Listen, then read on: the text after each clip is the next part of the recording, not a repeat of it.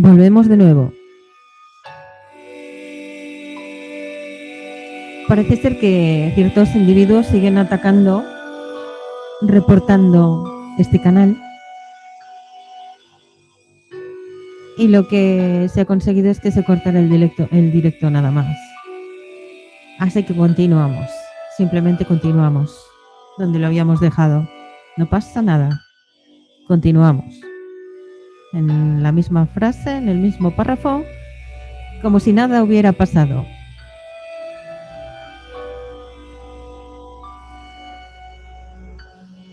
Hablábamos del sociólogo Stanley Milgram.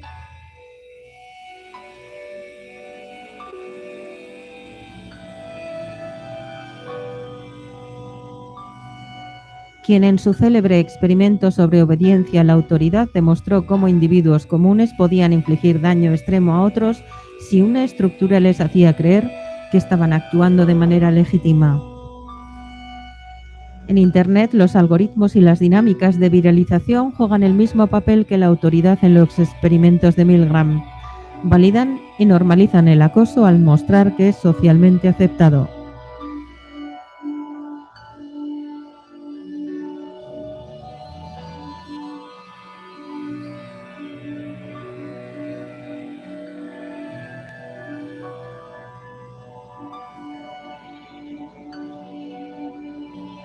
Ya estamos aquí otra vez. Nos habían tirado, pero nos hemos montado otra vez en el caballo. Para los que vayan viniendo.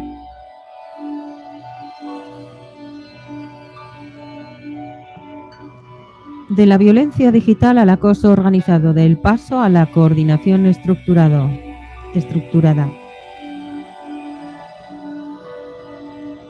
Si bien muchos actos de ciberbullying surgen espontáneamente, algunos casos evolucionan hacia formas más estructuradas y organizadas. Existen comunidades enteras dedicadas a la destrucción de reputaciones, donde el acoso deja de ser un acto impulsivo y se convierte en una estrategia deliberada con objetos específicos. El sociólogo Manuel Castells, en La era de la información, explica cómo las redes digitales pueden facilitar la formación de estructuras de poder descentralizadas, donde la coordinación de acciones hostiles se vuelve más eficiente que en los modelos tradicionales de organización. Eso ha dado lugar a fenómenos como foros y grupos dedicados al hostigamiento colectivo, espacios donde los miembros planifican ataques, comparten información privada de las víctimas y establecen estrategias para maximizar el daño. Liderazgo invisible. Aunque pueden existir figuras centrales que inicien los ataques, la estructura descentralizada permite que el acoso continúe, incluso si uno de los participantes es bloqueado o eliminado. Uso de herramientas tecnológicas. Desde bots hasta inteligencia artificial, los acosadores organizados emplean métodos avanzados para amplificar su impacto y evadir sanciones. Uno de los ejemplos más documentados de este tipo de acoso estructurado es el fenómeno del brigading, donde grandes grupos de usuarios se organizan para atacar simultáneamente a una sola persona, generando una sensación de asfixia psicológica en la víctima.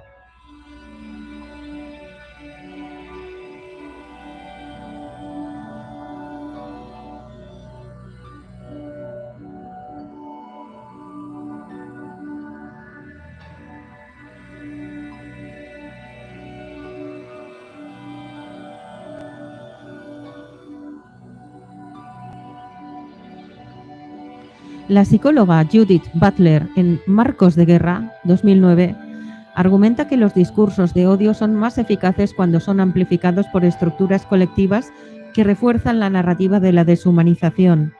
En el contexto digital, esto se traduce en la creación de comunidades enteras dedicadas a convertir a individuos en enemigos públicos.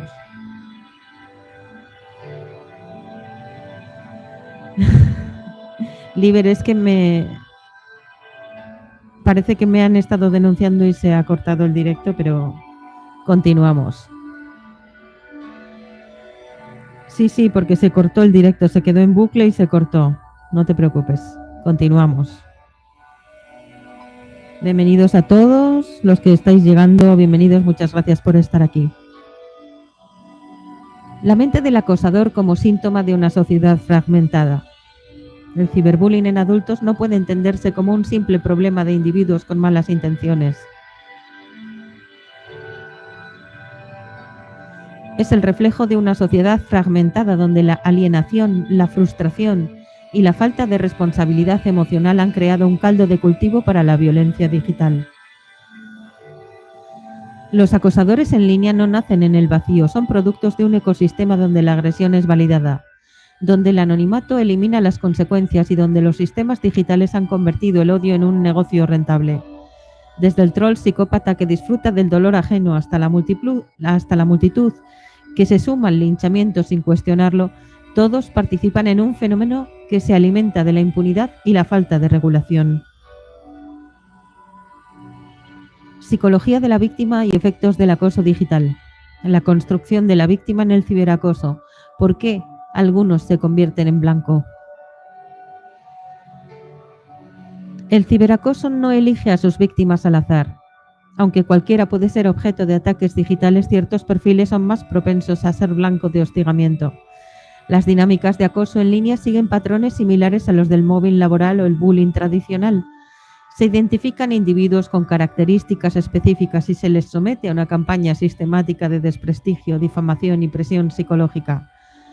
El sociólogo Erving Goffman, en su obra Estigma, la identidad deteriorada, explica que las sociedades establecen marcadores simbólicos que asignan a ciertas personas una categoría de desviación o indeseabilidad social. En el contexto digital, este mecanismo se traduce en la construcción artificial de una figura de enemigo, donde la víctima es presentada como merecedora del castigo. Las razones detrás de esta selección pueden ser múltiples. Ser una figura visible o pública. Influencers, periodistas, académicos y creadores de contenido son blancos frecuentes, ya que su exposición los vuelve más vulnerables. Cuestionar discursos dominantes. Aquellos que desafían narrativas establecidas suelen enfrentar campañas de cancelación. Tener éxito en un nicho competitivo. En entornos monetizados como YouTube, el ciberacoso puede ser una estrategia de competencia desleal. Ser percibido como vulnerable. Individuos que muestran signos de sensibilidad o que han sido previamente víctimas de acoso tienden a ser atacados reiteradamente. Estos patrones refuerzan lo que Pierre Bourdieu llamó violencia simbólica en la distinción, 1979. El poder de una estructura social para definir quién es legítimo y quién es objeto de exclusión. En el ciberacoso, esta violencia simbólica se manifiesta en la creación de narrativas que justifican la agresión contra la víctima, transformándola en un villano digital dentro de un espectáculo de linchamiento. Impacto emocional y mental del ciberbullying en adultos. Las consecuencias del acoso digital son devastadoras y, a diferencia del bullying juvenil, suelen extenderse a todas las esferas de la vida del afectado. Mientras que en un contexto escolar o laboral el hostigamiento puede cesar con un cambio de entorno, en Internet el ataque es omnipresente y atemporal. Los insultos, las difamaciones y el material manipulado pueden permanecer indefinidamente reapareciendo en momentos inesperados. Ansiedad y estrés crónico. El ciberacoso activa respuestas biológicas similares a las que se producen en situaciones de peligro físico. La constante exposición al hostigamiento provoca un estado de hipervigilancia donde la víctima experimenta miedo, ansiedad y tensión constante. La psicóloga Judith Herman en Trauma and Recovery describe cómo la exposición prolongada a la amenaza genera alteraciones en el sistema nervioso, afectando la regulación del estrés y la capacidad de la víctima para procesar la realidad con claridad. Muchas víctimas de acoso digital desarrollan trastornos del sueño, insomnio o pesadillas recurrentes sobre el acoso. Síndrome de hiperalerta, sensación de que el ataque puede repetirse en cualquier momento. Reacciones psicosomáticas, dolores musculares, problemas gastrointestinales y fatiga crónica. Depresión y pérdida de identidad. Cuando la agresión digital no cesa, la víctima experimenta una disolución progresiva de su identidad. Su percepción de sí misma se ve afectada por la narrativa externa y el sentimiento de impotencia se profundiza. Aaron Beck, en su teoría cognitiva de la depresión, Cognitive Therapy of Depression, aumenta que el acoso constante refuerza esquemas negativos de pensamiento, donde la víctima empieza a percibirse como inútil, defectuosa o indefensa.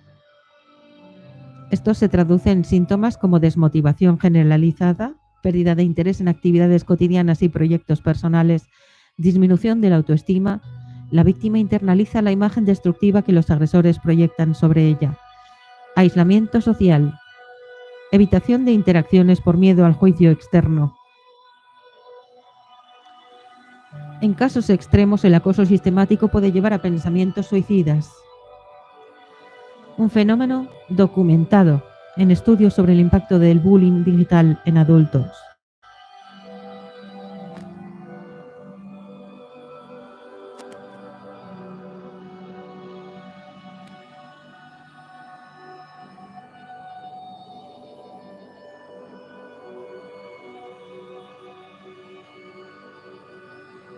Trastorno de estrés postraumático, TPT y cibertrauma.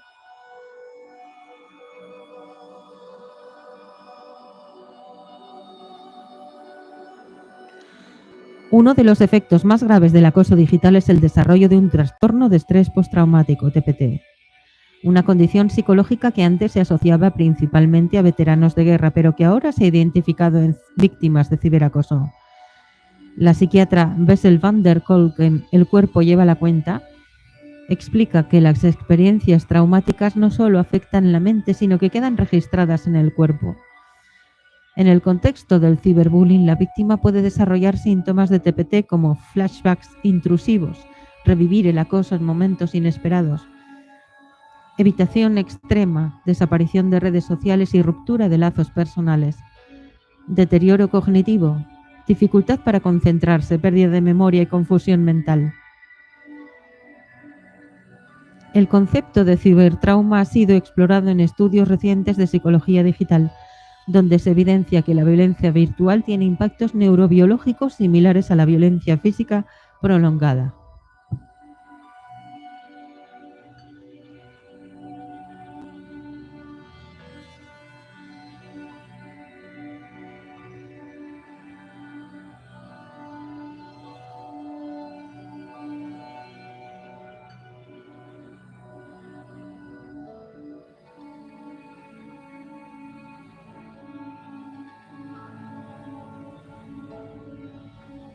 La pérdida de redes de apoyo y la doble victimización. El acoso digital no solo afecta a la víctima en términos psicológicos, sino que también puede generar un colapso social. Muchas veces las personas que rodean a la víctima, amigos, colegas, familiares, optan por distanciarse para evitar verse involucrados en el conflicto, lo que profundiza la sensación de aislamiento. La socióloga Sherry Turkle en Alone Together sostiene que las redes sociales han creado una falsa percepción de comunidad, donde el apoyo es superficial y momentáneo. En casos de acoso digital, este efecto se intensifica. La víctima puede pasar de ser una persona rodeada de interacciones digitales a un estado total de aislamiento en cuestión de días. Además, muchas víctimas enfrentan una doble victimización. No solo sufren el acoso, sino que son cuestionadas por su reacción. Frases como ignóralos y se cansarán, o si te afecta es porque les das poder, refuerzan la idea de que la responsabilidad recae sobre la víctima, lo que agrava el daño psicológico.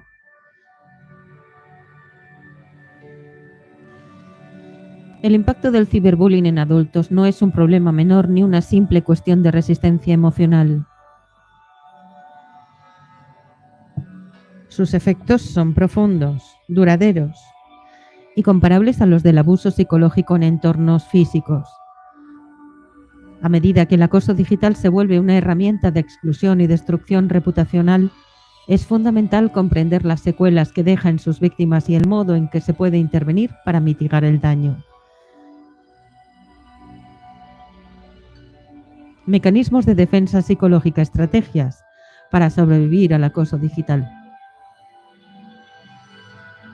Cuando una persona es sometida a acoso sistemático, su mente pone en marcha una serie de mecanismos de defensa que buscan mitigar el impacto del daño. Sin embargo, no todas estas estrategias son funcionales. Algunas pueden generar efectos secundarios que prolongan el sufrimiento. Sigmund Freud, en El yo y los mecanismos de defensa, describió cómo los individuos recurren a estrategias inconscientes para protegerse de la ansiedad extrema. En el contexto del ciberacoso, estos mecanismos pueden dividirse en estrategias adaptativas y estrategias disfuncionales. Estrategias disfuncionales: huida y autoanulación.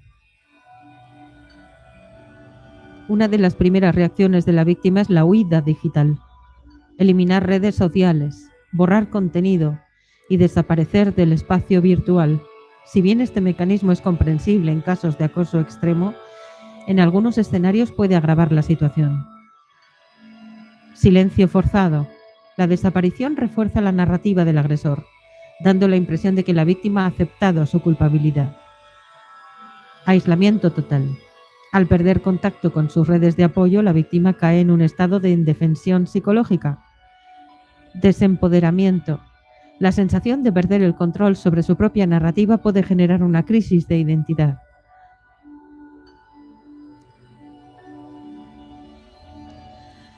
Aaron Beck, en su teoría cognitiva de la depresión, Cognitive Therapy of Depression, explica que la indefensión aprendida es una de las causas principales de la desesperanza. Si la víctima percibe que no tiene salida ni recursos para enfrentar la situación, el daño psicológico se intensifica. Otra reacción disfuncional es la hiperadaptación al agresor, un fenómeno similar al síndrome de Estocolmo en víctimas de abuso prolongado. En este caso, la persona acosada busca congraciarse con sus atacantes o modificar su comportamiento para evitar ataques futuros. Autoanulación. La víctima se autocensura y evita expresar opiniones que puedan generar controversia. Aceptación de la narrativa impuesta. Llega a creer que merece el castigo o que sus agresores tienen razón. Dependencia del juicio externo. Su autoestima se vuelve completamente dependiente de la validación digital. Esta respuesta es similar a la que se observa en entornos de mobbing laboral, donde la víctima termina internalizando el desprecio del grupo. Estrategias adaptativas: recuperación y resistencia. Frente a estas respuestas destructivas existen mecanismos que pueden fortalecer la resiliencia psicológica y permitir a la víctima recuperar el control sobre su vida.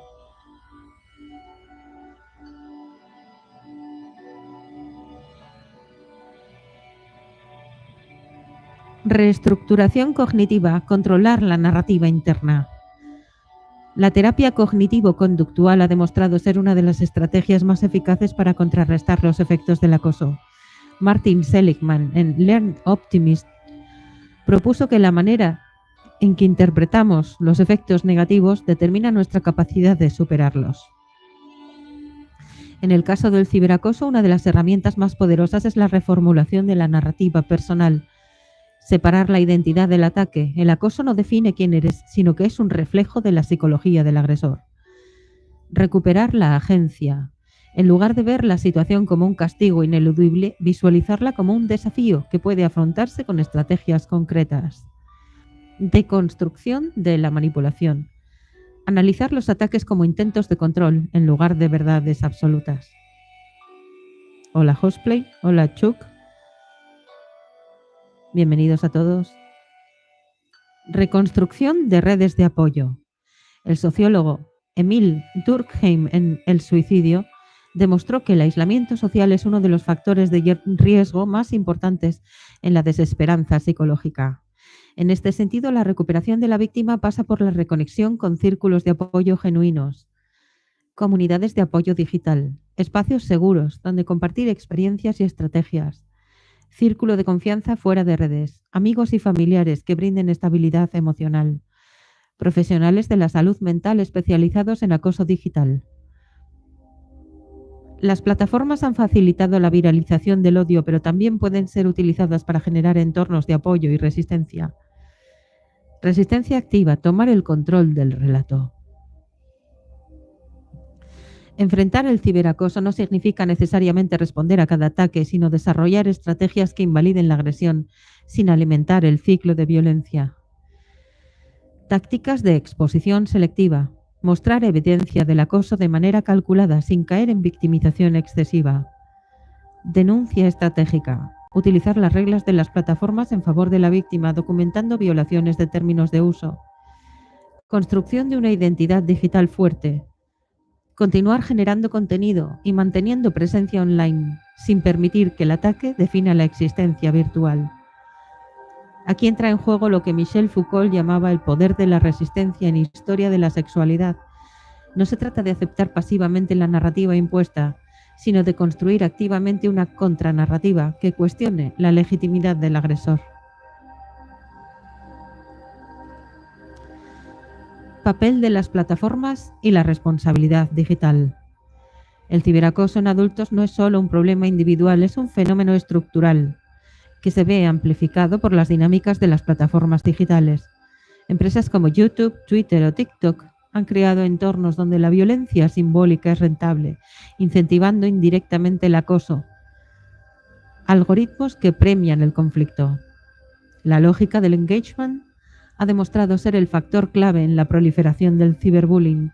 La antropóloga Shoshana Zuboff, en la era del capitalismo de vigilancia, 2019, explica cómo los algoritmos están diseñados para amplificar contenido que genera reacciones emocionales intensas, favoreciendo la polarización y el linchamiento digital. Viralización de la indignación. Los ataques generan más interacción que el contenido positivo. Normalización del hostigamiento. Al no existir sanciones claras, los agresores perciben sus acciones como parte del juego digital. Doble moral en las políticas de contenido. Muchas plataformas permiten el acoso cuando éste proviene de figuras con alto engagement. El silencio de las corporaciones, la indiferencia como estrategia comercial. A pesar de los informes sobre el impacto del ciberbullying en la salud mental, las plataformas han sido notoriamente lentas en implementar medidas efectivas. Esta negligencia responde a un modelo de negocio que se beneficia de la controversia y del escándalo.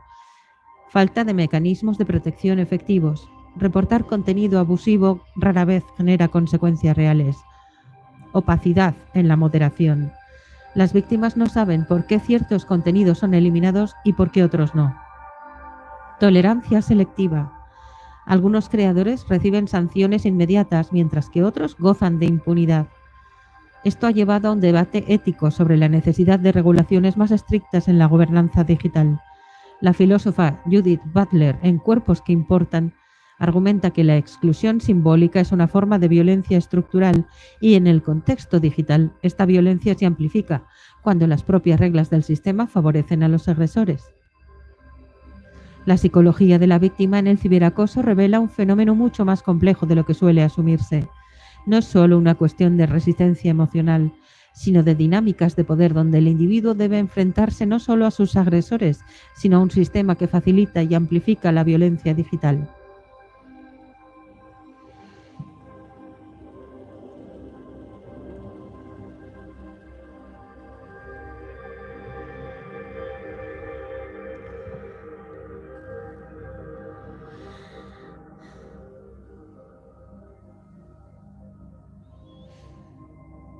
Métodos de ataque.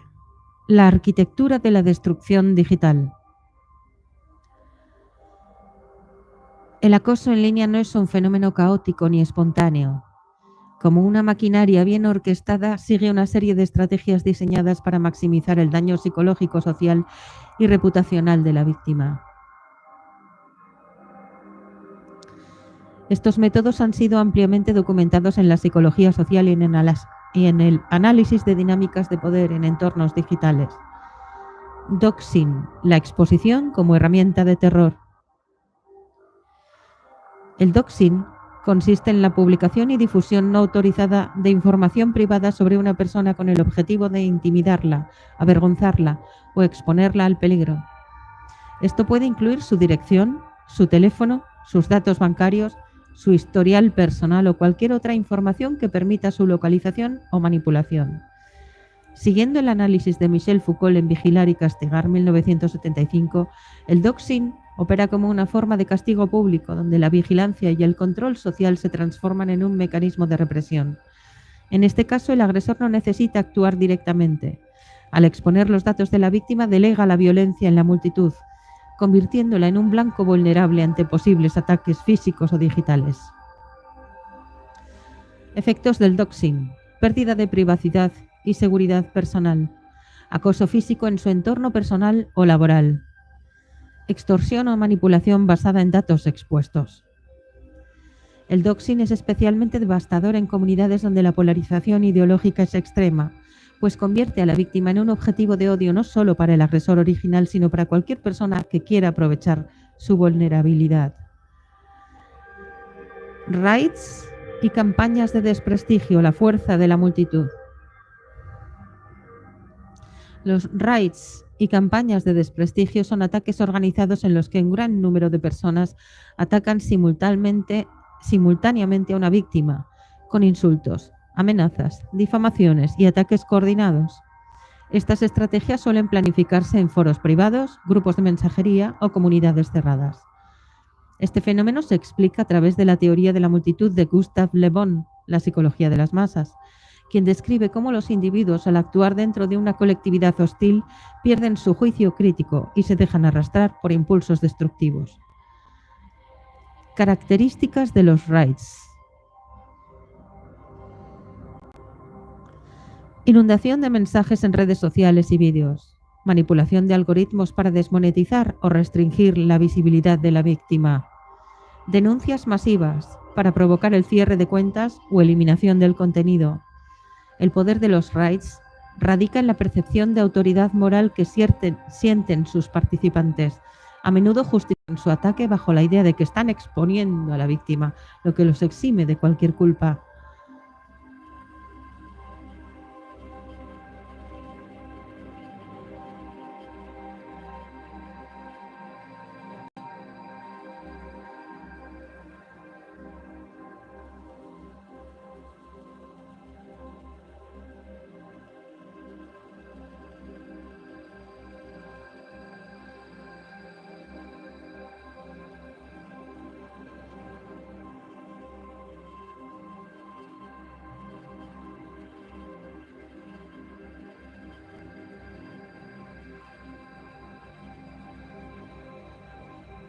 Ciclo del ciberacoso: hostigamiento, escalada y destrucción reputacional. El acoso digital no ocurre de manera aislada, sino que sigue un ciclo predecible que ha sido identificado en estudios de psicología social. Entender este proceso es clave para desarrollar estrategias de resistencia. 1. Identificación del blanco.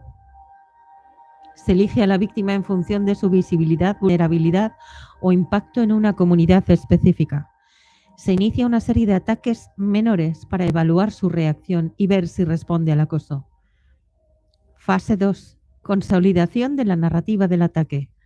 Se recopilan viejas declaraciones de la víctima o se descontextualizan mensajes para presentarla bajo una luz negativa. Se crean pruebas manipuladas o acusaciones exageradas para justificar la campaña de desprestigio.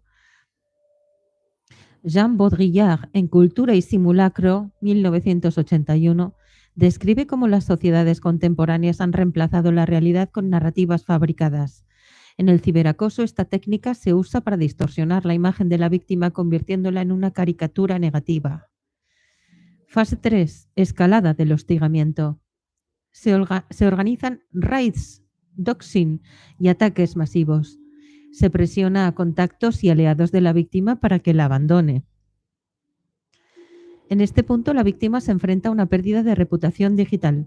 Su nombre queda vinculado a acusaciones falsas, lo que puede afectar su carrera, su vida social e incluso su estabilidad mental. Fase 4. Desgaste y silencio de la víctima. La persona acosada reduce su actividad en redes o desaparece completamente. Se produce una victoria simbólica para los agresores, quienes buscan un nuevo blanco. Esta fase confirma lo que Hannah Arendt describió en Los orígenes del totalitarismo. El objetivo final de una campaña de acoso no es solo castigar a la víctima, sino enviar un mensaje a los demás sobre las consecuencias de desafiar ciertas normas o grupos de poder. Por favor, si en algún momento no se oye, escribídmelo en el chat, por favor, para que si se para como antes, si me lo denuncian y se corta el directo, por favor, yo me entere y no siga hablando como antes durante media hora y esté el directo en bucle y no me haya enterado, ¿de acuerdo? Gracias, ¿eh?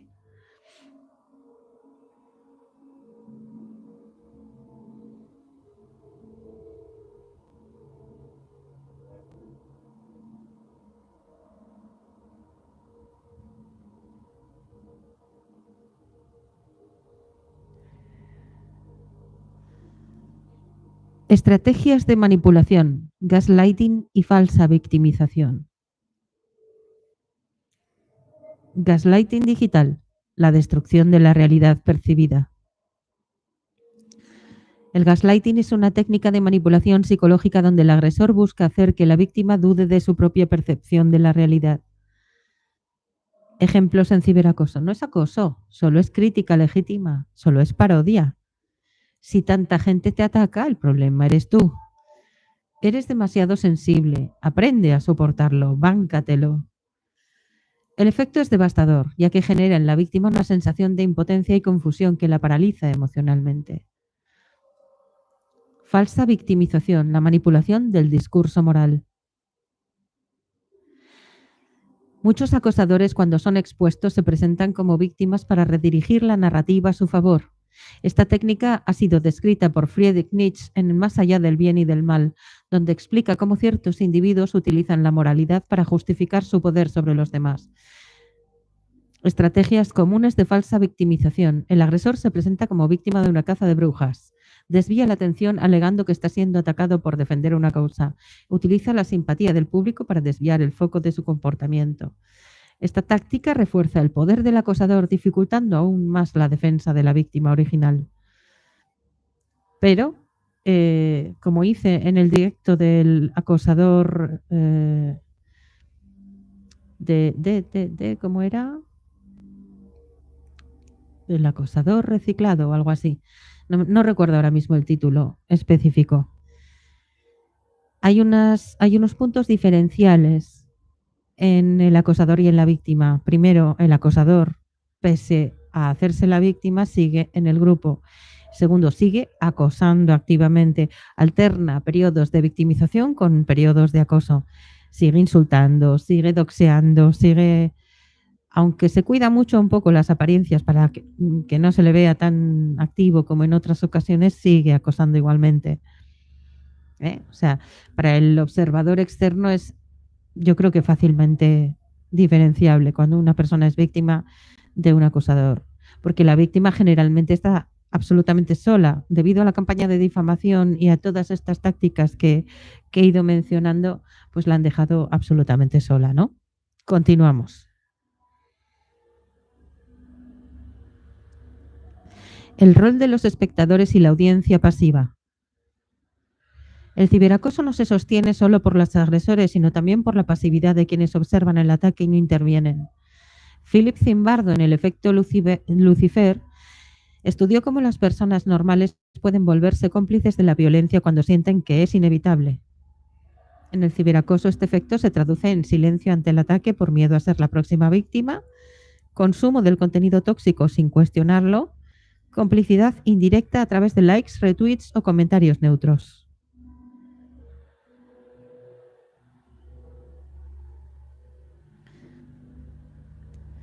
El ciberacoso sigue patrones predecibles y estructurados donde la manipulación, la violencia de la multitud y la reescritura de la narrativa juegan un papel clave en la destrucción de la víctima.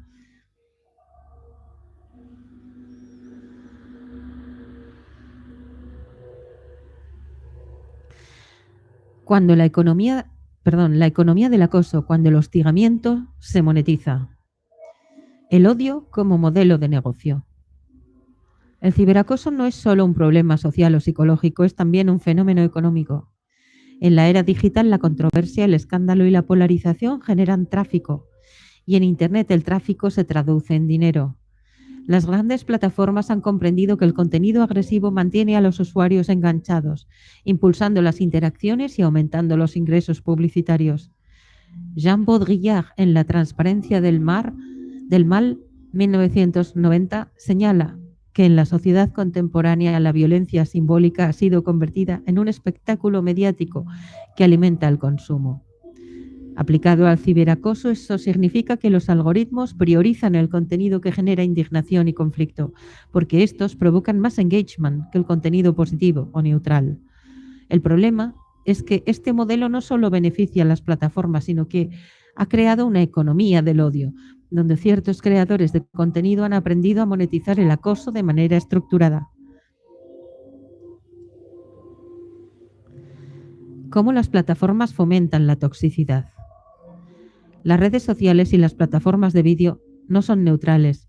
Su arquitectura está diseñada para maximizar el tiempo de permanencia del usuario y su interacción con el contenido. Este modelo de negocio basado en la economía de la atención favorece la viralización del material más controvertido, incluso cuando esto es abiertamente hostil o destructivo. Shoshana Zuboff, en La era del capitalismo de vigilancia, argumenta que las plataformas digitales han creado un sistema donde las emociones negativas, rabia, indignación, odio, son más rentables que las positivas.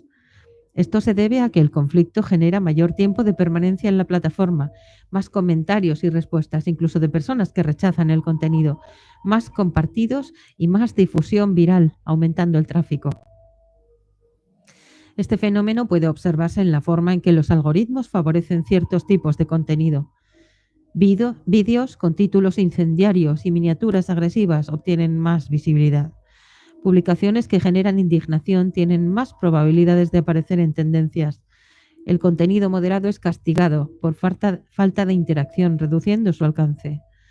En otras palabras, las propias plataformas han diseñado un entorno donde el acoso no solo es permitido, sino incentivado a nivel estructural. Algoritmos y viralización del contenido agresivo.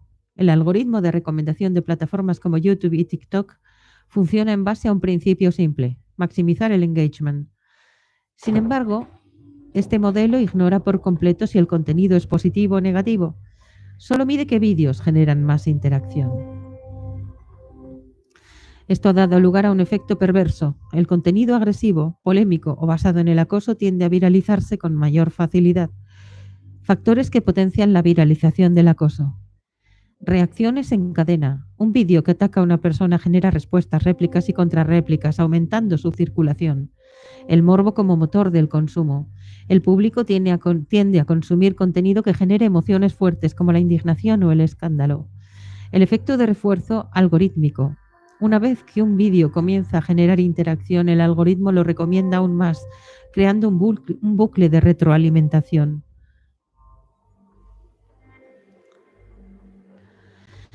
Baudrillard, en Cultura y Simulacro, describe cómo los medios han dejado de reflejar la realidad y han comenzado a fabricar narrativas propias que se vuelven más reales que los hechos originales.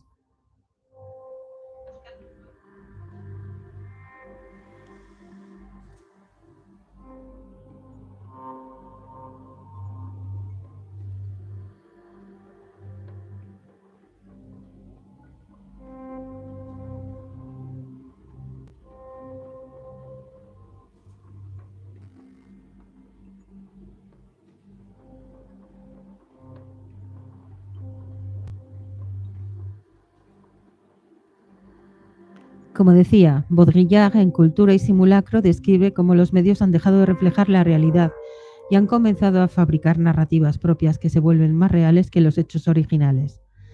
En el ciberacoso, esto se traduce en que una mentira repetida suficientes veces en vídeos virales puede convertirse en la verdad aceptada por el público. El problema es que esta viralización tiene consecuencias graves. Refuerza la narrativa del acosador mientras silencia a la víctima. Amplifica el daño psicológico al exponer el acoso a una audiencia masiva. Crea un incentivo para que más creadores adopten esta estrategia. Como resultado, el acoso deja de ser un fenómeno espontáneo y se convierte en una herramienta de crecimiento digital.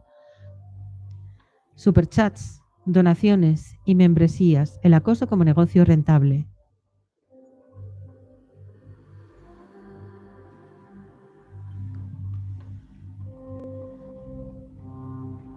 Uno de los aspectos más preocupantes de la economía del acoso es que no solo genera engagement, sino que también es directamente monetizable. Las plataformas han desarrollado sistemas de monetización que permiten a los creadores recibir dinero de sus seguidores en tiempo real. Esto ha llevado a la aparición de un modelo de negocio basado en el acoso financiado por la audiencia. Mecanismos de monetización del acoso, superchats y donaciones en vivo. En plataformas como YouTube, los espectadores pueden pagar para destacar sus comentarios durante una transmisión. Esto ha llevado a que en ciertos canales se generen subastas de odio, donde los seguidores compiten para enviar los insultos más agresivos a cambio de reconocimiento del creador. Membresías exclusivas. Algunos creadores ofrecen contenido premium, donde desvelan información privada sensible de sus víctimas o crean espacios cerrados para ataques más agresivos. Merchandising basado en la humillación. Se han documentado casos donde se venden productos con frases o imágenes destinadas a ridiculizar a las víctimas. Este modelo ha convertido el acoso en un espectáculo donde la audiencia no solo observa, sino que financia y participa activamente en la agresión. La complicidad de los anunciantes y patrocinadores. Las marcas y anunciantes juegan un papel clave en la economía del acoso, ya que son ellos quienes financian los ingresos publicitarios de los creadores de contenido. Sin embargo, a pesar del impacto negativo del ciberacoso, muchas empresas continúan anunciándose en vídeos y canales que fomentan el odio. Esto ocurre porque los sistemas de publicidad programática están diseñados para priorizar el alcance sobre la ética. Los anunciantes no eligen manualmente en qué vídeos aparecen sus anuncios. El sistema automático selecciona los vídeos con mayor engagement, sin evaluar el contenido moral.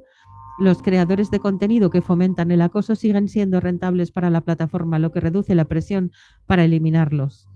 Este modelo permite que el dinero de las grandes corporaciones financie indirectamente la violencia digital, perpetuando el problema.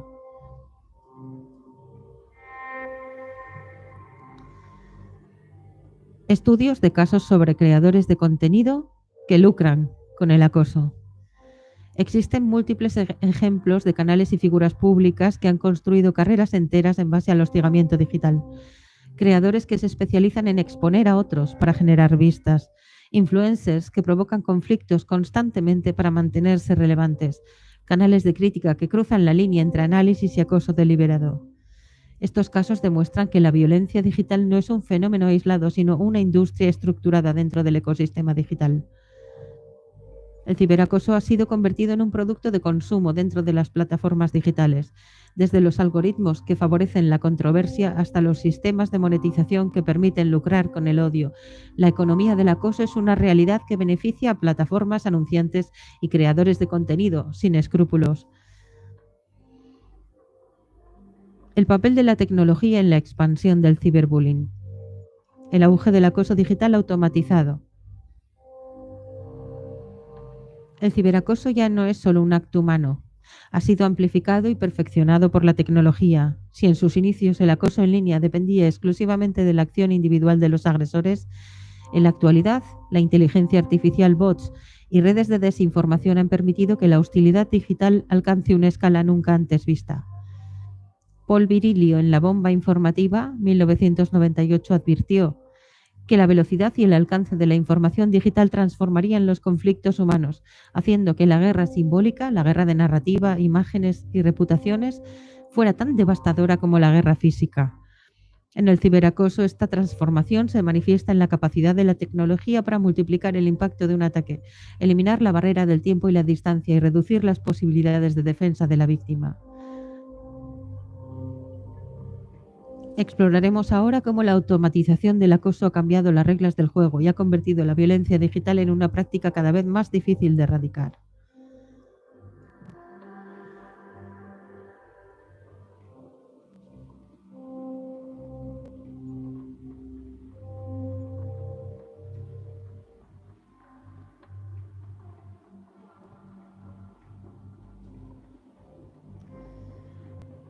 Inteligencia artificial y automatización del acoso.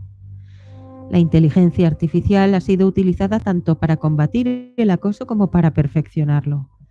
Mientras las plataformas desarrollan sistemas de moderación automatizada para detectar lenguaje ofensivo, los agresores han aprendido a utilizar la inteligencia artificial para evadir controles y refinar sus métodos de ataque.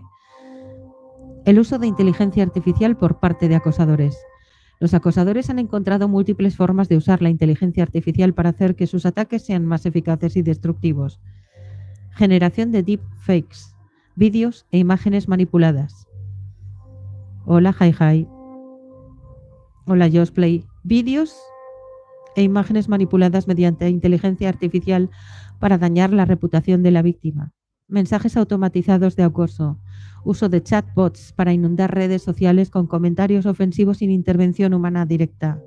Traducción y reenvío masivo de ataques. Sistemas automatizados que replican mensajes de acoso en varios idiomas y los distribuyen en distintos foros y redes. Baudrillard, en El crimen perfecto, 1995, argumentaba que la tecnología ha alcanzado un punto en el que la verdad y la falsedad se confunden hasta volverse indistinguibles. En el ciberacoso esta lógica se aplica cuando las deepfakes y la manipulación digital permiten que mentiras fabricadas parezcan más reales que la verdad, llevando a que la víctima quede atrapada en una narrativa que nunca existió. Bots, granjas de trolls y campañas coordinadas. Uno de los avances más preocupantes en la tecnología del ciberacoso ha sido la creación de granjas de trolls y ejércitos de bots. A diferencia del acoso tradicional, donde una víctima es atacada por un número limitado de personas, estas redes permiten que una campaña de hostigamiento adquiera una escala industrial. ¿Cómo funcionan las granjas de trolls? Las granjas de trolls son grupos organizados de individuos que trabajan de manera sistemática para difundir acoso, desinformación y ataques coordinados. Estas organizaciones pueden estar motivadas por 1. Intereses políticos, manipulación de la opinión pública y destrucción de reputaciones, motivaciones económicas, ataques contra competidores en plataformas de contenido, rencillas personales, uso de trolls pagados para hostigar a una persona específica. Las granjas de trolls operan de manera similar a los sistemas de propaganda descritos por Noam Chomsky en Manufacturing Consent, donde la manipulación de la información permite construir una realidad alternativa en que la víctima es despojada de su identidad y convertida en un enemigo simbólico. El rol del Machine Learning en la promoción del contenido tóxico. El Machine Learning ha sido diseñado para predecir y maximizar la interacción de los usuarios con el contenido digital. Sin embargo, esto ha llevado a un problema crítico. Los algoritmos han aprendido que el contenido agresivo genera más engagement y, por tanto, la promocionan de manera prioritaria. Estudios en inteligencia artificial han demostrado que los sistemas de recomendación de plataformas como YouTube y Twitter han favorecido contenido polarizador porque las emociones negativas generan más comentarios, reacciones y debates. El conflicto impulsa a los usuarios a permanecer más tiempo en la plataforma. La indignación es un motor de viralización más poderoso que el interés genuino. Shoshana Zuboff, en La era del capitalismo de vigilancia, señala que la inteligencia artificial no tiene un criterio ético propio, simplemente optimiza patrones de comportamiento para maximizar beneficios. En el ciberacoso, esta optimización lleva a que los discursos de odio sean más visibles, mientras que las voces moderadas o neutrales sean empujadas al margen del ecosistema digital. Plataformas de mensajería y la descentralización del acoso.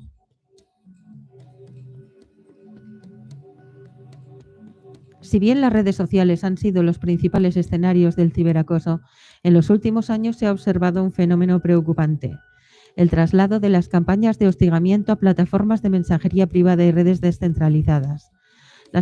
Las aplicaciones como Telegram, Discord y WhatsApp han permitido que los acosadores coordinen ataques de forma más difícil de rastrear. En estos espacios cerrados se organizan raids y ataques masivos contra personas o comunidades específicas, difusión de información privada obtenida a través de doxing, compartición de herramientas y estrategias para evitar sanciones en plataformas públicas. Manuel Castells, en La era de la información, analizó cómo la descentralización digital ha permitido que el poder se disperse de manera más eficiente. En el caso del ciberacoso, esto significa que el acoso ya no depende de una sola plataforma, sino que se diversifica en múltiples canales, dificultando su eliminación. cómo la Deep Web y los foros anónimos refuerzan el hostigamiento. El último nivel de la tecnología del ciberacoso se encuentra en la Deep Web y los foros anónimos, donde los agresores pueden operar con total impunidad. Los sitios anónimos como 4chan, 8kun y foros en la Dark Web han sido utilizados para coordinar ataques de acoso extremo sin riesgo de ser rastreados. Compartir bases de datos con información personal de las víctimas. Desarrollar herramientas avanzadas para el sabotaje digital. Bauman y Lyon en Liquid Surveillance explican que la era digital ha creado una vigilancia masiva donde todo queda registrado. Sin embargo, en los foros anónimos se da el efecto contrario. Los agresores pueden actuar sin dejar huella, mientras que las víctimas quedan completamente expuestas.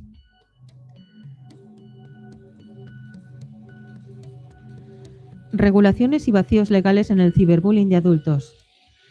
La impunidad del ciberacoso en la era digital. El ciberacoso es un crimen sin rostro, una agresión que se diluye en la inmaterialidad del mundo digital y que en la mayoría de los casos no deja consecuencias legales para el agresor. A diferencia del acoso físico, del hostigamiento presencial, el abuso en línea se desarrolla en un espacio donde las fronteras son difusas. Los responsables pueden ocultar su identidad y las víctimas suelen encontrar pocas opciones para obtener justicia. Hannah Arendt, en Responsabilidad y Juicio, analiza cómo los sistemas modernos han creado una estructura donde el mal puede ser administrado de manera burocrática, permitiendo que actos injustos ocurran sin que haya un responsable claro. En el ciberacoso, esta lógica se manifiesta en la dificultad de atribuir culpa directa. ¿Es responsable el individuo que inicia la agresión, la plataforma que permite su difusión o la sociedad que lo normaliza?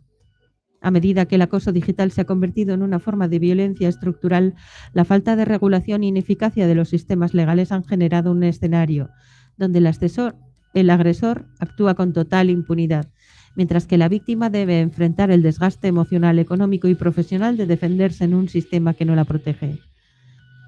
Limitaciones de las normativas actuales. Las leyes actuales sobre ciberacoso son fragmentadas, ineficaces y en muchos casos obsoletas. A pesar del crecimiento exponencial de la violencia digital, muchas legislaciones siguen tratando el acoso en línea con la misma perspectiva que el acoso presencial, sin considerar los nuevos factores que lo hacen más destructivo.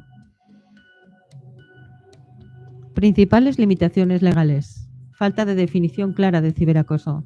En muchos países el acoso digital no está tipificado como un delito específico, sino que se trata como una variante del acoso tradicional, lo que dificulta su persecución.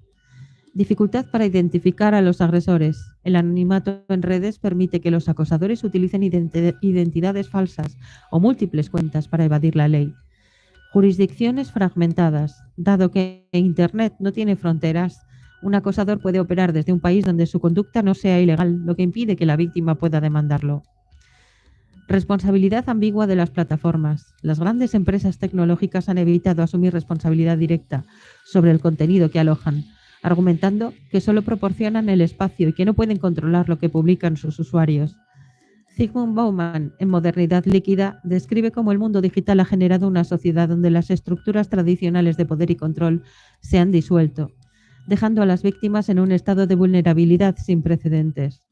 En el caso del ciberacoso, esta liquidez legal ha permitido que el problema persista sin soluciones concretas. Diferencias entre legislación europea y estadounidense. A nivel internacional, los enfoques legales sobre el ciberacoso varían considerablemente. Mientras que Europa ha adoptado una postura más estricta en términos de protección digital, en Estados Unidos prima la defensa de la libertad de expresión, lo que ha generado lagunas legales que los agresores han sabido explotar.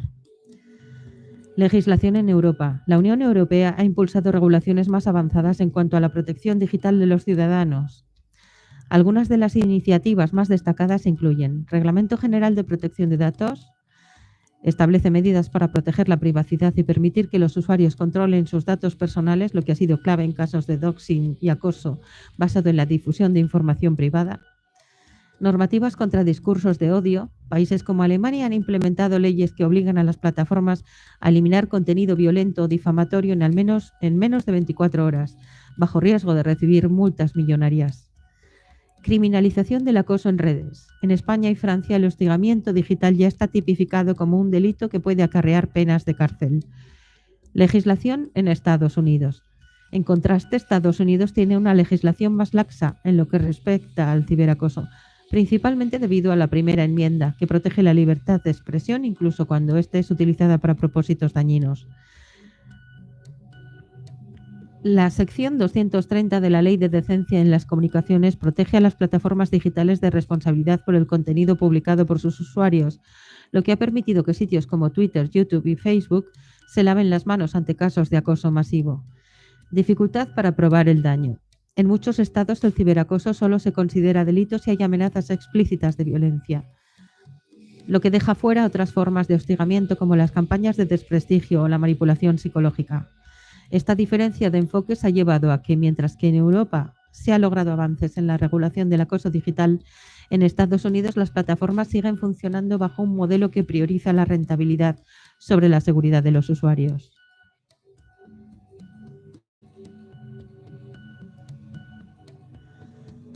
Casos de jurisprudencia sobre acoso digital. A pesar de las dificultades legales, algunos casos han sentado precedente importante en la lucha contra el ciberacoso. Caso Amanda Todd, Canadá, 2012. La historia de esta joven, quien se quitó la vida tras años de acoso en línea, llevó a Canadá a aprobar leyes más estrictas contra la explotación y el hostigamiento digital. Caso Twitter versus Hate Speech, Alemania, 2018. Alemania obligó a Twitter a eliminar discursos de odio en un plazo máximo de 24 horas, estableciendo un estándar de responsabilidad para las plataformas. Caso Isabela Pakulska, Polonia, 2021. Un tribunal polaco dictaminó que el ciberacoso continuado puede considerarse tortura psicológica, sentando un precedente clave en la jurisprudencia europea. Estos casos demuestran que, si bien la legislación aún tiene grandes vacíos, los tribunales han comenzado a reconocer la gravedad del acoso digital y la necesidad de sancionar a sus responsables.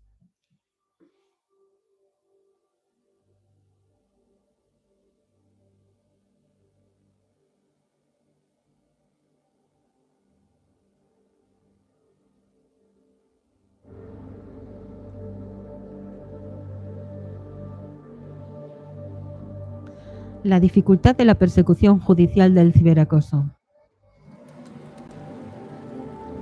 Uno de los mayores problemas en la lucha contra el acoso digital es la dificultad para llevar a los agresores ante la justicia. Entre las principales barreras legales encontramos anonimato y múltiples identidades digitales, dificultad para demostrar el daño psicológico y reputacional, costos legales elevados para la víctima, mientras que el agresor actúa sin inversión económica.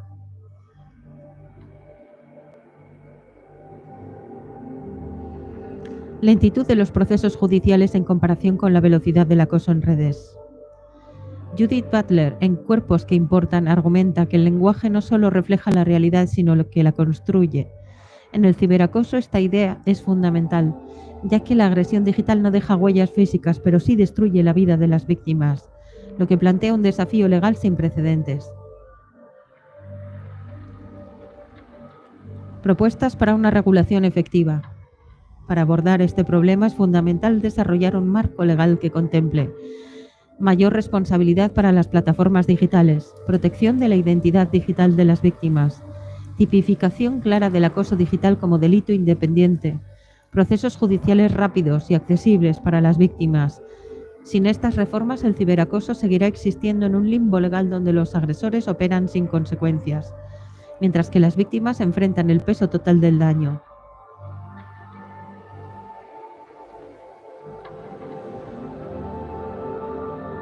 Saludos, Astra, bienvenido. Movimientos de resistencia y autodefensa digital. De la víctima a la estrategia de resistencia. El ciberacoso ha sido diseñado para silenciar, aislar y destruir psicológicamente a la víctima. Sin embargo, la historia de acoso digital también está marcada por ejemplos de individuos y comunidades que han encontrado formas de resistir y revertir el daño. Zygmunt Bauman, en Daños colaterales, plantea que en una sociedad donde la información fluye de manera incontrolable, el poder no radica solo en quienes controlan los medios, sino en quienes saben gestionar y redirigir la narrativa. Esto es clave en la resistencia digital.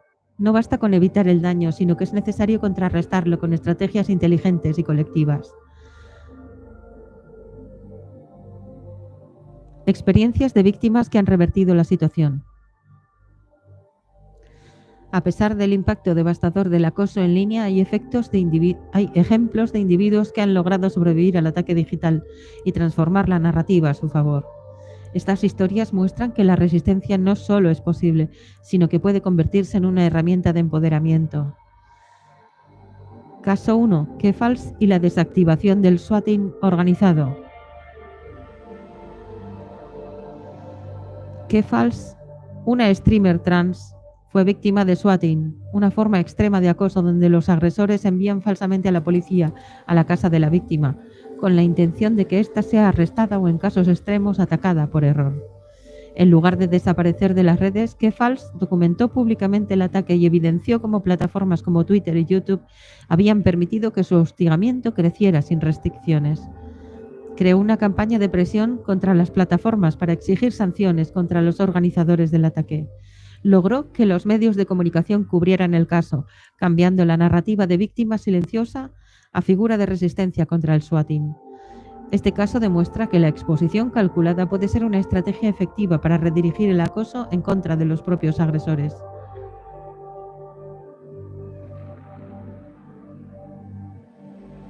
La resistencia de Anita Sarkeesian contra el Gamergate. Anita Sarkeesian, crítica cultural y activista feminista, fue una de las principales víctimas del Gamergate, una campaña de acoso masivo contra mujeres en la industria de los videojuegos. Recibió amenazas de muerte, doxing y ataques masivos en redes sociales. En lugar de retirarse, utilizó el acoso como evidencia para exponer la misoginia estructural en la cultura gamer. Logró obtener apoyo de la academia y de instituciones como Naciones Unidas, lo que debilitó la credibilidad de sus acosadores. Su caso muestra cómo aliarse con instituciones externas puede ser una forma efectiva de resistencia cuando el acoso proviene de una comunidad hostil. Herramientas tecnológicas de defensa, bloqueos, denuncias y contracampañas. La tecnología no solo es una herramienta de ataque, sino que también puede utilizarse para la autodefensa digital. Bloqueos y restricción de interacciones. El bloqueo sigue siendo una de las estrategias más efectivas contra el acoso, pero no se trata solo de bloquear a individuos, sino de bloquear redes enteras de agresores. Twitter y YouTube permiten bloquear listas enteras de cuentas hostiles. Plataformas como Discord permiten restringir la visibilidad de contenido a personas desconocidas. El filósofo Byung-Chul Han, en El Enjambre, señala que el exceso de conectividad es una de las principales causas del agotamiento psicológico en la era digital. En este sentido, restringir la exposición a ataques no es un acto de censura, sino una estrategia de supervivencia. Denuncias masivas y uso estratégico de las normas de la plataforma. Las plataformas digitales suelen ser lentas en reaccionar ante el acoso, pero entender sus mecanismos internos puede ayudar a que las víctimas actúen antes de que la situación se vuelva incontrolable. Denunciar en masa contenido ofensivo aumenta las probabilidades de que sea eliminado. Utilizar el sistema de copyright puede ser una forma indirecta de eliminar vídeos difamatorios. Exigir una respuesta pública de las plataformas puede generar presión mediática para que actúen. Contracampañas, redirigir el ataque. En algunos casos, las víctimas han utilizado contracampañas para neutralizar el acoso. Apoyo comunitario y redes de resistencia. El aislamiento es una de las armas más poderosas del ciberacoso, por lo que generar comunidades de apoyo es fundamental para resistir. Redes de protección digital. Existen grupos dedicados a brindar apoyo a víctimas de ciberacoso. Crash Override Network, creado por víctimas del Gamergate para asesorar a personas acosadas en redes. HeartMob, plataforma que permite coordinar respuestas colectivas contra campañas de acoso. Discord y Telegram han sido utilizados para crear espacios seguros de discusión y apoyo. Jean-Paul Sartre, en El ser y la nada, describe cómo el sentimiento de exclusión y rechazo es uno de los más destructivos para el ser humano. En este sentido, el apoyo comunitario no solo ayuda a resistir el acoso, sino que permite reconstruir la identidad de la víctima más allá del ataque recibido. El fenómeno del contralinchamiento y sus riesgos. No todas las respuestas al acoso digital han sido positivas. En algunos casos, la resistencia ha tomado forma de contralinchamientos, donde comunidades atacan a los agresores con las mismas tácticas de acoso. Problemas del contralinchamiento. Reproduce la misma lógica de violencia que critica. Puede generar daños colaterales a personas inocentes. Refuerza la idea de que Internet es un campo de batalla, en lugar de un espacio de debate. Baudrillard, en El intercambio simbólico y la muerte, advierte que la violencia simbólica tiene efecto acumulativo. Cuanto más se utilice como respuesta, más se normaliza dentro del sistema.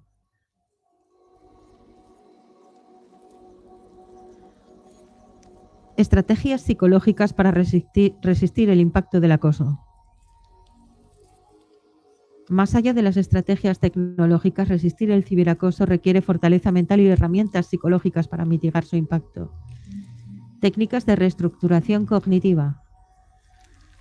Aaron Beck, en Cognitive Therapy of Depression, propuso que la forma en que interpretamos los eventos negativos influye en nuestro sufrimiento. Algunas técnicas clave incluyen evitar la internalización del ataque, no asumir que el acoso define quién eres. Redefinir la narrativa personal. Construir una imagen propia más allá de la identidad impuesta por los agresores. Desconexión estratégica. Reducir la exposición sin abandonar la voz propia. El ciberacoso es una batalla desigual, pero no imposible de resistir. Desde la exposición calculada hasta las redes de apoyo, las víctimas han encontrado maneras de neutralizar el daño y recuperar su voz.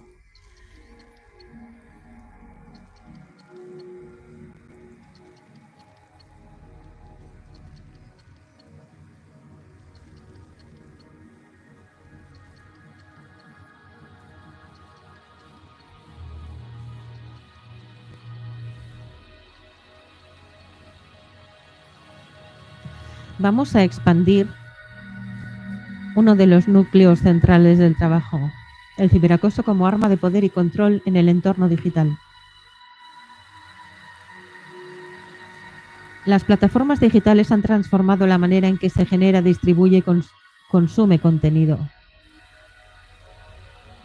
Pero con esta transformación también ha surgido una nueva forma de guerra, donde la competencia entre creadores de contenido ya no se basa solo en la calidad de las producciones o en la creatividad, sino en la capacidad de eliminar estratégicamente a los rivales mediante tácticas de acoso y sabotaje digital. Michel Foucault, en Microfísica del poder, describe cómo el poder moderno ya no se ejerce únicamente desde una autoridad centralizada, sino que se manifiesta en pequeñas estrategias de control y dominación entre individuos y grupos sociales. En el ecosistema digital esta dinámica se ha radicalizado.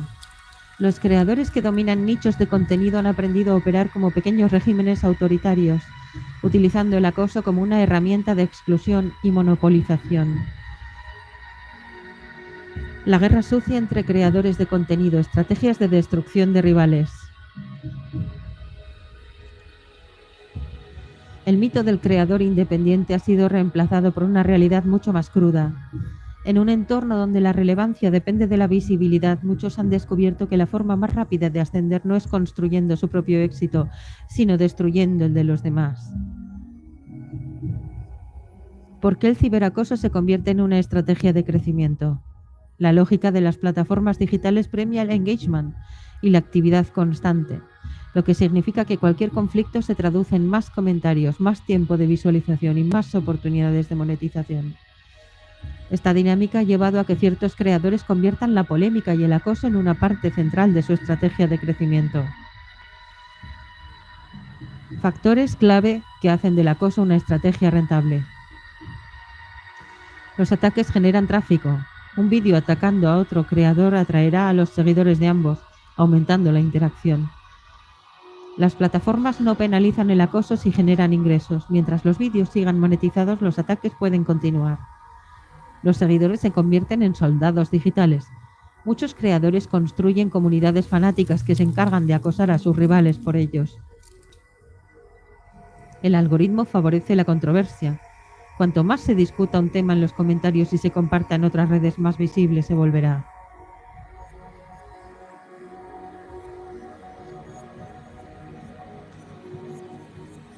Marshall McLuhan, en Comprender los medios, 1964, Argumentó que en la era digital el medio se convierte en el mensaje, lo que significa que no importa tanto la veracidad o calidad del contenido, sino su capacidad para viralizarse. El acoso, por su propia naturaleza conflictiva, se convierte en un contenido altamente viralizable. Tácticas de sabotaje utilizadas contra creadores competitivos. El acoso como herramienta de competencia adopta múltiples formas dependiendo del objetivo y del nivel de agresión que el acosador esté dispuesto a emplear. Algunas de las tácticas más utilizadas incluyen destrucción de reputación a través de falsas acusaciones. El método más directo para eliminar a un competidor es destruir su credibilidad. Esto se logra mediante la creación y difusión de acusaciones falsas que sean lo suficientemente impactantes como para provocar una reacción emocional inmediata en la audiencia. Ejemplos de acusaciones utilizadas en sabotajes digitales. Acusaciones de fraude o engaño. Alegar que el creador ha estafado a su audiencia. Acusaciones de comportamiento abusivo. Presentar al rival como una persona peligrosa o poco ética. Falsificación de pruebas, alteración de capturas de pantalla o audios para reforzar narrativas falsas.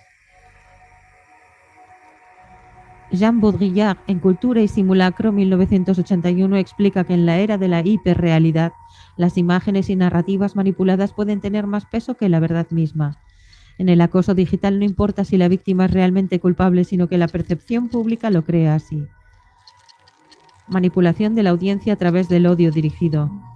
Otra táctica consiste en convertir a los seguidores en agentes de acoso indirecto, mediante la construcción de una narrativa de victimización. El creador agresor se presenta como la víctima de una injusticia, de un ataque. Técnicas comunes en esta estrategia. Vídeos exponiendo al rival. Creación de contenido dedicado a criticar cada acción del competidor, inflando errores menores hasta convertirlos en pruebas de corrupción o inmoralidad. Provocación constante. Buscar respuestas del rival para luego usarlas en su contra. Activación del efecto turba digital. Incentivar indirectamente a los seguidores a atacar en los comentarios, en redes sociales o incluso en la vida real. Sigmund Freud, en Psicología de las Masas y Análisis del Yo, explica que cuando un grupo comparte una narrativa emocional intensa, los individuos dejan de actuar racionalmente y adoptan un comportamiento de masa, irracional y agresivo. Esta lógica se aplica directamente a las comunidades creadas alrededor de figuras conflictivas en plataformas digitales. Uso de denuncias masivas para sabotear la monetización del rival. Una de las tácticas más utilizadas en la guerra digital es el uso de denuncias masivas, mass flagging, para provocar que los vídeos del rival sean eliminados o desmonetizados. Esta estrategia aprovecha la debilidad estructural de las plataformas que suelen basarse en moderación automatizada, lo que significa que un vídeo puede ser eliminado sin necesidad de una revisión manual. Ejemplos: reportes masivos para provocar strikes en YouTube y Twitch, denuncias falsas por copyright para bloquear contenido, uso de bots para inflar artificialmente las denuncias. Conclusión de la primera parte. El ciberacoso como estrategia de competencia no es un fenómeno casual, sino una estructura sofisticada de poder digital, donde los creadores más agresivos han aprendido a utilizar el acoso como un método de eliminación de rivales.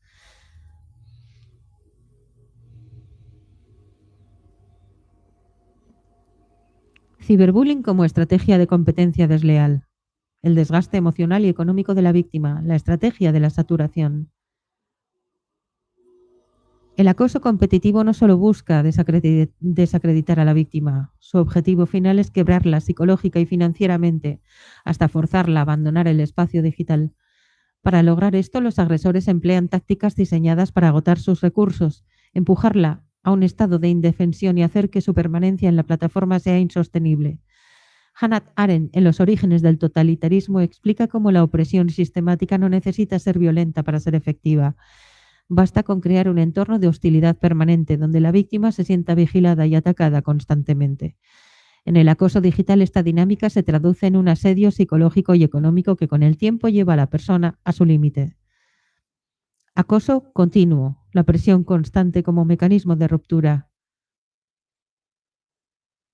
Los ataques no son esporádicos, sino diseñados para ser incesantes. El agresor o sus seguidores se aseguran de que la víctima nunca tenga un respiro, haciendo que cada publicación, transmisión o interacción se convierta en un nuevo campo de batalla. Tácticas utilizadas en el asedio psicológico digital.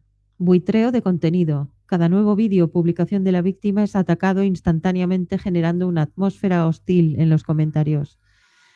Infiltración de seguidores hostiles. Cuentas falsas se infiltran en comunidades y espacios de la víctima para sembrar discordia y debilitar su apoyo social.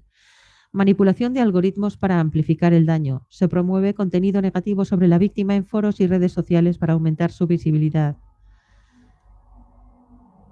Desgaste económico, desmonetización y pérdida de recursos. Además del ataque psicológico, el agresor busca golpear la estabilidad financiera de la víctima, forzándola a una posición de vulnerabilidad económica que la haga incapaz de seguir creando contenido. Métodos utilizados. Denuncias masivas para desmonetizar su contenido. Bloqueo de patrocinios y boicot de marcas asociadas. Ataques a fuentes de ingresos alternativas como Patreon, Ko-fi o Twitch. Difusión de rumores para disuadir a potenciales colaboradores. Shoshana Zuboff, en la era del capitalismo de vigilancia, describe cómo la economía digital ha creado un entorno donde la reputación es un activo financiero. Si esta reputación es dañada deliberadamente, se puede provocar la ruina económica de un creador, independientemente de la calidad de su trabajo. Campañas de desprestigio organizadas, falsas acusaciones y sabotajes digitales. Las campañas de desprestigio son una de las herramientas más letales en el acoso competitivo. Estas operaciones están diseñadas para reescribir la narrativa sobre la víctima, fabricando escándalos y sembrando la duda en su audiencia y patrocinadores. ¿Cómo se construye una campaña de desprestigio? Una campaña de desprestigio bien organizada no depende solo de la agresión directa. Debe ser diseñada para parecer legítima, de modo que incluso personas ajenas al conflicto la consideren creíble. Pasos comunes en la ejecución. Selección de la narrativa difamatoria. Se elige un ataque que sea lo suficientemente impactante para generar indignación. Fraude, abuso, traición. Fabricación de pruebas. Se editan capturas de pantalla, se sacan de contexto declaraciones o se utilizan testimonios anónimos para sostener la acusación. Expansión en redes. Se difunde el ataque en múltiples plataformas para hacerlo visible a la mayor cantidad de personas posibles. Presión sobre la víctima. Se busca forzar una respuesta emocional para luego usarla en su contra. Repetición constante. Incluso si la acusación es desmentida, se sigue repitiendo hasta que se convierte en verdad aceptada. Jean Baudrillard, en El crimen perfecto, 1995, argumenta que en la era digital la verdad ha sido reemplazada por simulacros de verdad, donde una mentira bien diseñada puede ser más creíble que la realidad misma. Eso explica por qué muchas víctimas de acoso competitivo pierden la batalla mediática incluso cuando tienen pruebas de su inocencia. El rol de las plataformas, algoritmos que favorecen a los agresores. Uno de los factores que perpetúa el acoso como estrategia de competencia es la complicidad estructural de las plataformas digitales. Aunque las empresas tecnológicas suelen afirmar que luchan contra el acoso, sus propias dinámicas de monetización y visibilidad benefician a quienes generan conflicto y polarización.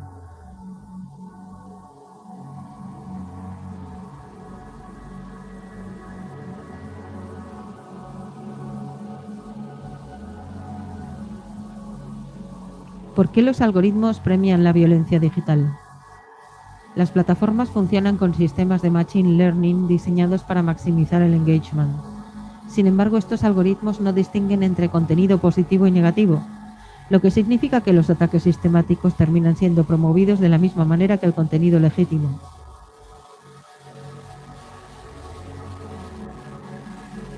Vídeos que generan indignación reciben más comentarios y son compartidos. Los conflictos generan interacciones que aumentan el tiempo de visualización. Los ataques contra figuras visibles atraen audiencias enfrentadas, maximizando el tráfico. Nick Nirksek, en Platform Capitalism, describe cómo las grandes plataformas han creado un modelo económico donde la controversia es más rentable que la estabilidad. Mientras más se peleen los usuarios entre sí, más dinero genera la plataforma a través de anuncios y donaciones. ¿Cómo las plataformas protegen a los agresores? Aunque las plataformas tienen normas contra el acoso, estas se aplican de manera inconsistente y sesgada, permitiendo que ciertos agresores operen con impunidad. Cuentas con gran alcance reciben trato preferencial, aunque violen las normas. Los sistemas automatizados eliminan contenido legítimo, pero permiten campañas de hostigamiento bien organizadas. Los agresores pueden usar cuentas secundarias o proxies para evadir sanciones.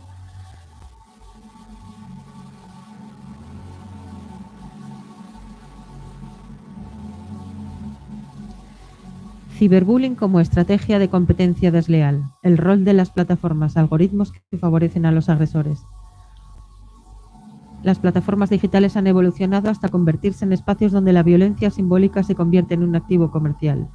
Si bien las empresas tecnológicas han desarrollado normativas contra el acoso, en la práctica sus algoritmos y sistemas de moderación han creado un ecosistema donde los creadores más tóxicos no solo sobreviven, sino que prosperan y dominan el espacio digital. Gilles Deleuze, en Post-Scriptum sobre las sociedades de control 1990, advirtió que el poder moderno ya no se ejerce a través de la represión directa, sino mediante sistemas invisibles de regulación que controlan el comportamiento sin que los individuos lo perciban. En el caso del ciberacoso competitivo, este control no lo ejerce una autoridad central, sino los propios algoritmos de recomendación, que determinan qué contenido merece ser visto y qué creadores serán marginados o favorecidos.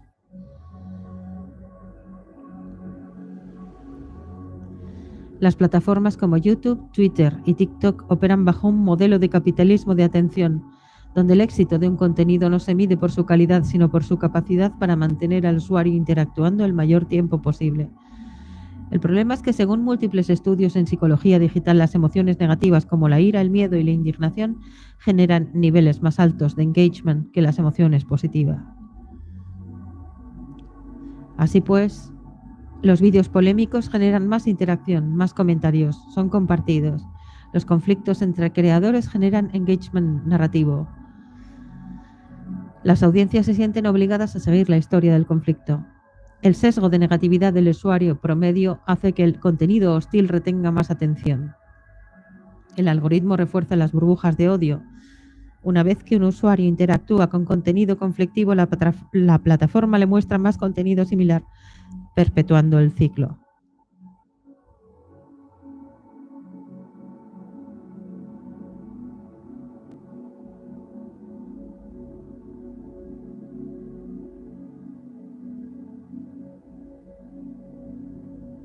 Bien, yo creo que por hoy vamos a dejarlo aquí, porque queda un poquito de material bastante extenso. Quizá no tanto, bueno, yo creo que sí, que igual tanto como lo que he expuesto hoy. Entonces, prefiero hacerlo más fresca en nuevo directo mañana o cuando pueda. Sí, porque este tema, ok, ya yo, hasta bonito. Este tema necesita toda mi atención y toda mi frescura. Así que muchas gracias a los que habéis estado. Son las 12:07 de la madrugada de la noche del día 11 de marzo de 2025 y les ha narrado Iki. Os quiero mucho, un beso muy grande para todos. Y cerramos en 3, 2, 1.